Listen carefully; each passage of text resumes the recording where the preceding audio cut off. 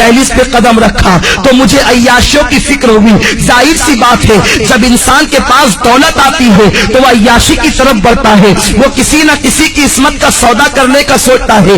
وہ نوجوان کہتا ہے ایک رات میں کھانا کھا کے گرمیوں کے موسم میں اپنے گھر کے اوپر کے چھت پر ٹیرس پر گھوم رہا تھا, ٹہل رہا تھا. میں نے کیا دیکھا کہ میرے گھر کے سامنے ایک بہت خوبصورت لڑکی ٹہل رہی ہے. جب میں نے اس لڑکی کو دیکھا تو اس سے میرے دل میں محبت پیدا ہو گئی. میں نے اس لڑکی سے گفتگو کرنا چاہی. میں نے اس لڑکی سے کہا تجھے جتنی دولت چاہیے لے لے, مگر تو میرے ساتھ میں جیسا کہوں ویسا ہی کرنا. مگر وہ لڑکی کوئی معمولی لڑکی نہیں تھی, وہ آج کل کی آوارہ لڑکیوں کی طرح, آج کل کی اسکول اور کالج کی اپنی مرضی سے جینے والی لڑکیوں کی طرح لڑکی نہیں تھی.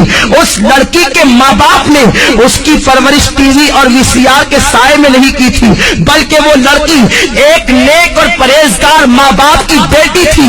اس کے ماں باپ نے اس کی پرورش جو ہے وہ ناولوں کے سائے میں, ہیروئن اور ہیرو کی زندگی کے سائے میں نہیں بلکہ سیدہ فاطمہ کے کردار کے سائے میں کی تھی, قرآن مقدس کی تعلیم کے سائے میں کی تھی. جب اس لڑکی کے سامنے اس نوجوان لڑکے نے دولت کو پیش کر کے اس کی عصمت کا سودا کرنا چاہا تو لڑکی نے بڑا پیارا جواب دیا, اے نوجوان لذت کے لیے گناہ مت کر, لذت چلی جائے گی گناہ باقی رہ جائے گا. لذت کے لیے گناہ مت کرو, یہ لذت چلی جانے والی چیز ہے, اور گناہ ایک مرتبہ گناہ کے دفتر میں لکھ دیا گیا وہ ہمیشہ باقی رہے گا. ارے ایک گناہ کا عذاب انسان برداشت نہیں کر سکتا, انسان ہزاروں گناہ کرتا.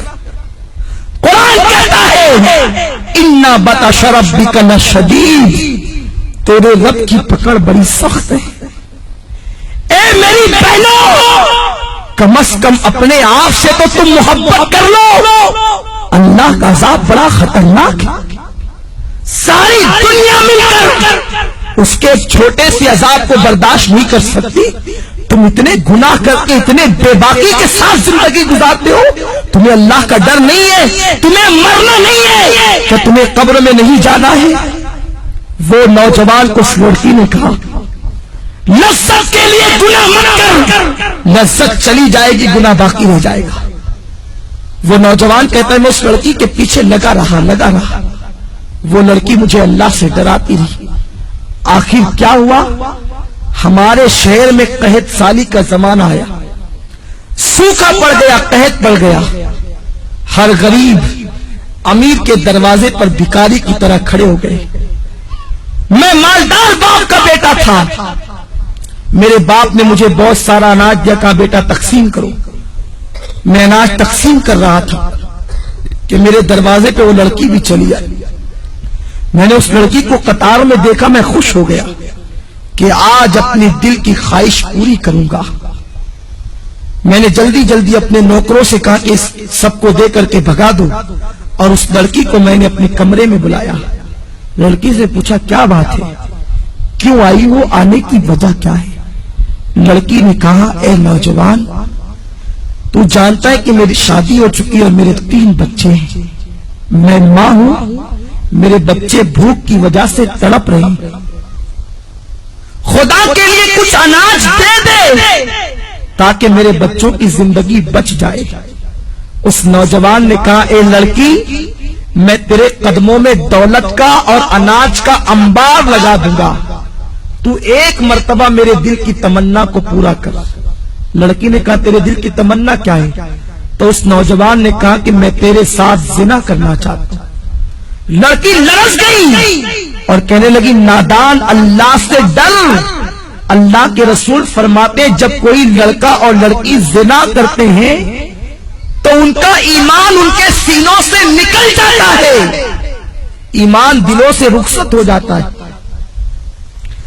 اور اللہ کے حبیب فرماتے ہیں جب کوئی مسلمان مرد اور عورت بدکاری یعنی زنا کرتے ہیں تو زمین رو کر اللہ سے کہتی اے اللہ, تو مجھے اتنی طاقت دے دے تاکہ میں پھٹ جاؤں اور ان دونوں کو اپنے اندر دبوچ.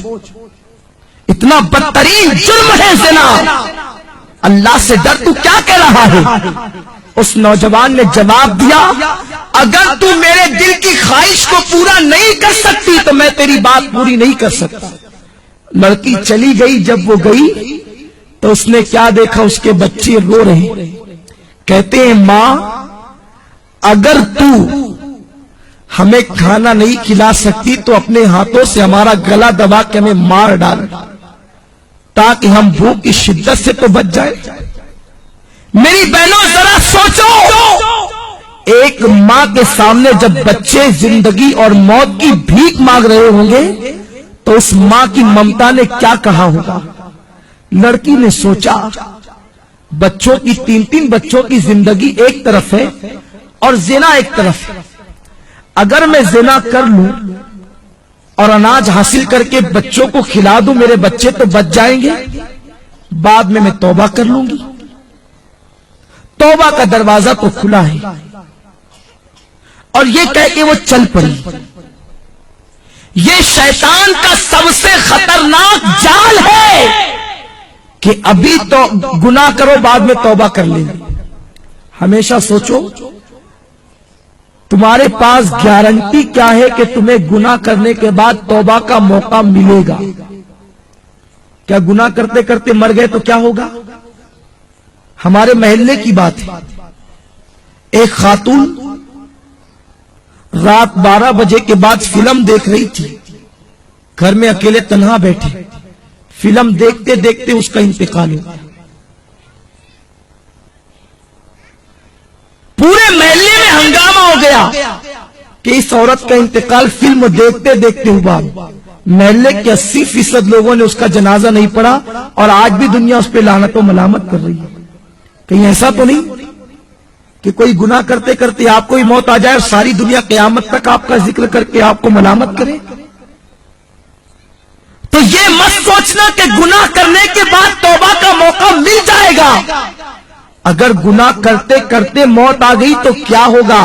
میرے آقا فرماتے ہیں جو جس حال میں مرے گا اسی حال میں اٹھایا جائے گا۔ اگر گناہ کرتے کرتے مرو گے تو اسی کیفیت میں اٹھائے جاؤ گے۔